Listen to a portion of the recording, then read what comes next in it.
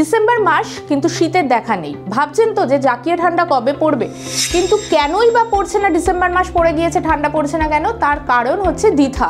ঘূর্ণিঝড় দিথা কিন্তু এখন উপকূলের কাছাকাছি পৌঁছে গেছে এবং শক্তি হারিয়ে নিম্নচাপে পরিণত হয়েছে। কিন্তু এর জেরে বাংলায় শীত প্রবেশ করতে বাধা পাচ্ছে, কারণ বাতাসে প্রচুর পরিমাণ জলীয় বাষ্প রয়েছে।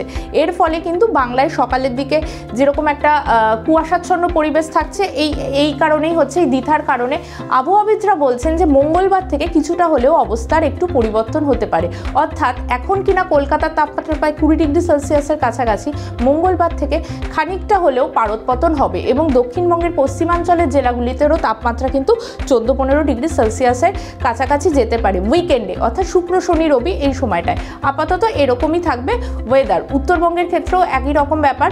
উত্তরবঙ্গে আজকে দার্জিলিংয়ের তাপমাত্রা 7 ডিগ্রি সেলসিয়াসের কাছাকাছি পৌঁছে গিয়েছে, কিন্তু উইকেন্ডে এখানেও পারদপতন হবে। উপরের দিকে সমস্ত জেলাগুলোতেও কিন্তু বেশ ভালোই 2-3 ডিগ্রি স্বাভাবিকের থেকে কম তাপমাত্রা থাকবে শুক্র শনি রোববার। কিন্তু এই দিতার প্রভাবে কিন্তু বৃষ্টিপাতের কোনো পূর্বাভাস দিচ্ছেন না আবহাওয়াবিদরা। আপাতত শুষ্ক থাকবে ওয়েদার, কিন্তু সকালের দিকে কিন্তু ভালো মতো কুয়াশা থাকবে। কোথাও কোথাও কুয়াশার জেরে দৃশ্যমানতা 200 মিটারের কাছাকাছি পৌঁছে যেতে পারে। সেক্ষেত্রে সতর্কতা অবলম্বনের পরামর্শ দিচ্ছেন অন্ততপক্ষে চালকদের ক্ষেত্রে, গাড়ি চলাচলের ক্ষেত্রে।